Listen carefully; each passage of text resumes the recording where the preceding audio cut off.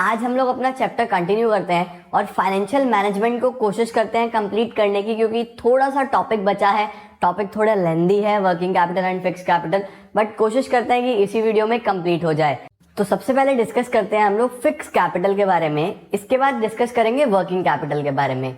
अगर मैं fix capital की बात करूं तो फिक्स कैपिटल इज व्हाट, कि जब एक कंपनी अपने बिजनेस का जो कैपिटल है उसको लॉन्ग टर्म में इन्वेस्ट करती है, यानी कि कैपिटल एसेट्स में इन्वेस्ट करती है, प्लांट मशीनरी में, बिल्डिंग में, लैंड में, और काफी हमारा इफेक्ट डालता है ये ग्रोथ और प्रॉफिटेबिलिटी पे, तो उस पर्टिकुलर इन्वेस्टमेंट को हम लोग बोलते हैं इन्वेस्टमेंट इज फिक्स कैपिटल। और इससे रिलेटेड जो डिसीजन होता है आपने पढ़ा ही है, इन्वेस्टमेंट डिसीजन या फिर कैपिटल वेटिंग डिसीजन भी इसको बोला जाता है। तो basically allocation of capital to long term assets is known as fix capital requirement. Finance through long term sources, ये जो रिक्वायरमेंट है ये फाइनेंस कौन से सोर्सेज से होती है? लॉन्ग टर्म सोर्सेज से होती है। अब क्या क्या फैक्टर्स हैं, this is the important question, इस पे केस स्टडी आता है। कौन कौन से फैक्टर्स हैं जो अफेक्ट करते हैं रिक्वायरमेंट ऑफ फिक्स कैपिटल के, कि इन फैक्टर्स पे बेस्ड हम बता सकते हैं कि हमें फिक्स कैपिटल की रिक्वायरमेंट ज्यादा होगी या कम होगी। सबसे पहला जो पॉइंट है वो है नेचर ऑफ द बिजनेस। देखो, जब हम नेचर ऑफ द बिजनेस की बात करते हैं तो आपको दो पॉइंट्स याद रखनी है कि आपका मैन्युफैक्चरिंग बिजनेस है या ट्रेडिंग बिजनेस है। अगर आपका मैन्युफैक्चरिंग बिजनेस है, इसका मतलब आप सामान खुद बनाते हो, प्रोडक्शन करते हो, तो आप ऑब्वियस है ना, मशीन की रिक्वायरमेंट ज्यादा होगी। तो अगर मैन्युफैक्चरिंग कंपनी है तो आपको ज्यादा फिक्स कैपिटल की रिक्वायरमेंट है। ट्रेडिंग कंपनी है, ट्रेडिंग में आप क्या करते हो, सामान बनाते नहीं हो, परचेज करते हो, प्रॉफिट जोड़ते हो, सेल कर देते हो, उस केस में आपको मशीन्स की नीड नहीं है, फिक्स कैपिटल की नीड नहीं है, तो रिक्वायरमेंट कम होगी।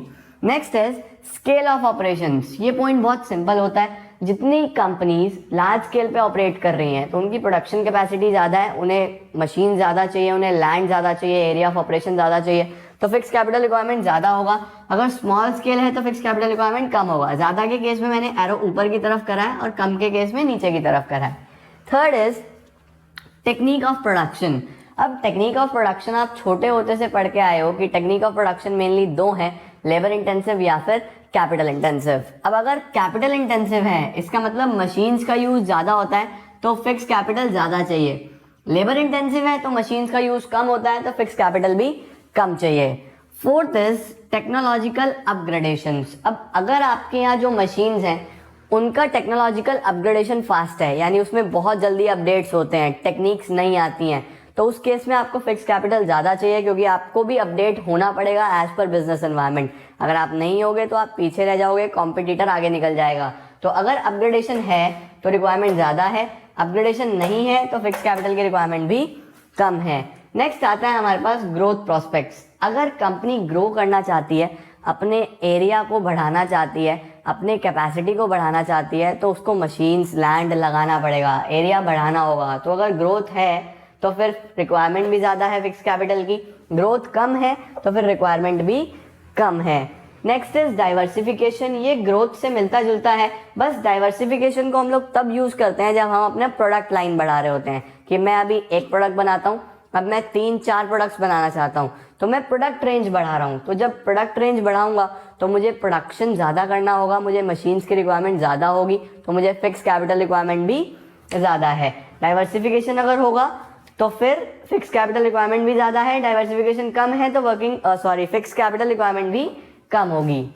Next is availability of finance. Availability of finance में यहाँ पे हम लोग बात कर रहे हैं लीजिंग फैसिलिटीज से। व्हाट इज लीजिंग, कि हमें अगर मशीन्स इंस्टॉलमेंट्स पे अरेंज हो जाती है, इजी इंस्टॉलमेंट्स पे मिल जाती है, तो फिर रिक्वायरमेंट कम है। अगर लीजिंग हो जाती है तो फिक्स कैपिटल की रिक्वायरमेंट कम है। लीजिंग नहीं होती है, मुझे रेंट पे मशीन्स नहीं मिलती है, तो रिक्वायरमेंट ज्यादा है, क्योंकि मुझे परचेज ही करनी पड़ेगी।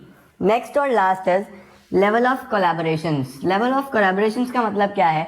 समटाइम्स 2 या 3 कंपनीज आपस में जॉइंट वेंचर कर लेती हैं फॉर सम प्रोजेक्ट, मिलके आपस में प्रोडक्शन करते हैं। अब जब 2 से 3 लोग मिलके काम करेंगे तो जो पैसे का रिक्वायरमेंट है वो भी डिस्ट्रीब्यूट हो जाएगा, तो पर हेड कम आएगा हर कंपनी को। तो अगर एक अकेली कंपनी काम को ले रही है, बढ़ा रही है, तो उसका जो रिक्वायरमेंट ऑफ फिक्स कैपिटल होता है वो ज्यादा होता है। लेकिन अगर वो कोलैबोरेट करती हैं तो रिक्वायरमेंट कम होता है, कोलैबोरेट नहीं हो रही तो रिक्वायरमेंट ज्यादा होता है। होपफुली आपको ये सभी पॉइंट समझ में आते हैं। आपको ये नोट डाउन करने हैं, नोट डाउन करो, स्क्रीनशॉट लेना है, स्क्रीनशॉट लो। मैं जस्ट अभी आया। अब बात कर लेते हैं वर्किंग कैपिटल के बारे में। तो फिक्स कैपिटल बेसिकली वो कैपिटल है जो कि हमें एक बहुत सारी मशीन्स को या लैंड को या कैपिटल एसेट्स को परचेज करने में चाहिए। लेकिन वर्किंग कैपिटल वो है, अगर मैं सिंपल वर्ड्स में बात करूं, वो पैसा जो मेरे डे टू डे ऑपरेशंस में काम आता है, जो मेरे बिजनेस को इफिशिएंट बनाने में काम आता है, जो मेरे बिजनेस को प्रॉपरली मैनेज करने में काम आता है।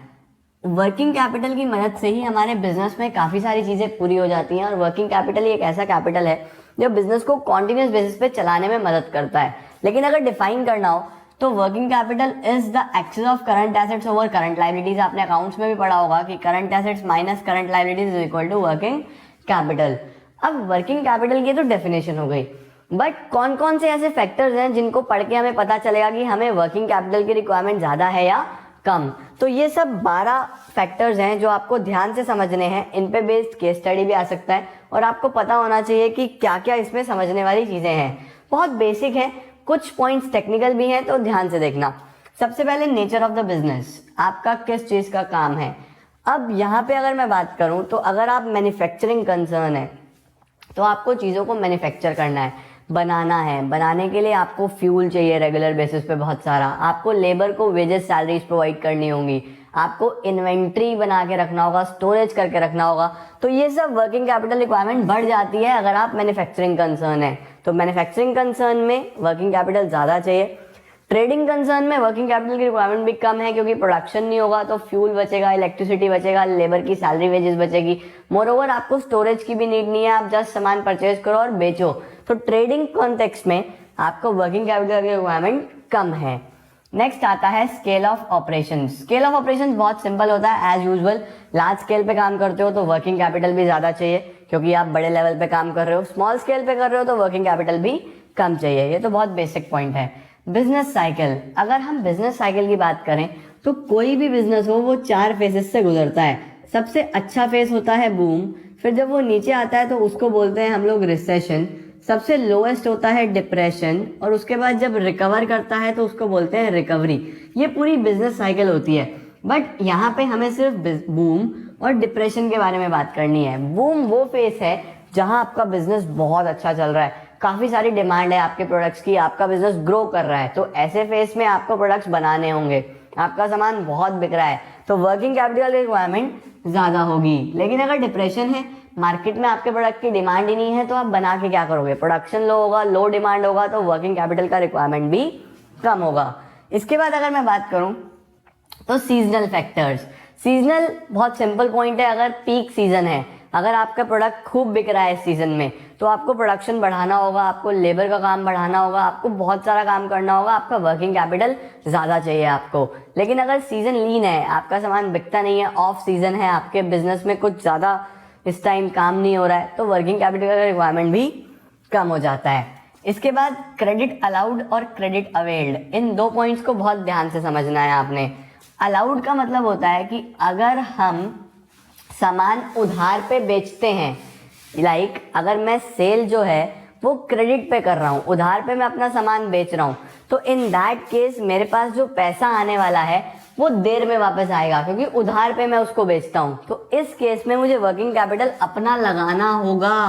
क्रेडिट सेल में वर्किंग कैपिटल का रिक्वायरमेंट ज्यादा है। लेकिन अगर कैश सेल करता हूँ, पैसा हाथों हाथ आ जाता है, तो उस केस में मुझे अपना वर्किंग कैपिटल की क्या जरूरत है? सामान बेचा, पैसा मिल गया तो मेरे पास पैसा तो ऑलरेडी अरेंज्ड है, तो वर्किंग कैपिटल का रिक्वायरमेंट भी कम है अगर कैश सेल करता हूं मैं। ऐसे ही क्रेडिट अवेल्ड, जब मैं सामान खरीदता हूं, अगर मुझे कैश में पेमेंट करना होता है, मेरी परचेजेस कैश की है तो रिक्वायरमेंट ज्यादा है क्योंकि पैसा तो देना है, वर्किंग कैपिटल होगा तभी तो पे करूंगा। लेकिन अगर मैं उधार में खरीदता हूं, मेरी परचेज क्रेडिट है तो वर्किंग कैपिटल का रिक्वायरमेंट कम है क्योंकि मैं धीरे धीरे उसको अरेंज करके पे कर सकता हूं। ये 2 पॉइंट्स काफी टेक्निकल हैं, आपको ध्यान से करने हैं। Next is inflation and deflation. अब इन्फ्लेशन की अगर बात करें तो सब कुछ महंगा है, रॉ मटेरियल भी महंगा है, लेबर भी महंगा है, वेयर हाउसिंग भी महंगी है, तो सब में खर्चा ज्यादा आ रहा है तो वर्किंग कैपिटल का रिक्वायरमेंट भी ज्यादा होगा। लेकिन अगर डिफ्लेशन है, मार्केट में प्राइसेस कम है, सब कुछ सस्ता है, तो फिर उस केस में हमें पैसे की रिक्वायरमेंट भी कम होगी, वर्किंग कैपिटल भी कम नीडेड होगा। Next is operating cycle. What is operating cycle, ये आपको ध्यान रखना है, इंपॉर्टेंट पॉइंट है। ऑपरेटिंग साइकिल ये होता है कि सामान बनने से, कि मैंने रॉ मटेरियल खरीदा, उसको फिर बिजनेस में लगाया, बनाना शुरू करा, प्रोडक्शन करना शुरू करा, उसके अंदर बहुत सारे प्रोसेस आए, बनने के बाद सामान मेरी शॉप पे आया, उसके बाद मैंने बेचना शुरू करा, कब पैसा वापस आ गया, उस पूरी साइकिल को ऑपरेटिंग साइकिल बोलते हैं। कि सामान स्टार्टिंग में बनाने से पहले से भी पैसे में कितने दिन में कन्वर्ट हो जाएगा, उसके बीच में जितने भी स्टेप्स आएंगे वो सब ऑपरेटिंग साइकिल का पार्ट हो जाते हैं। अब अगर आप सोचो आपकी ऑपरेटिंग साइकिल लॉन्ग है, बड़ी ऑपरेटिंग साइकिल है, काफी स्टेप्स होते हैं, तो ऑब्वियस है पैसा भी देर में वापस आएगा।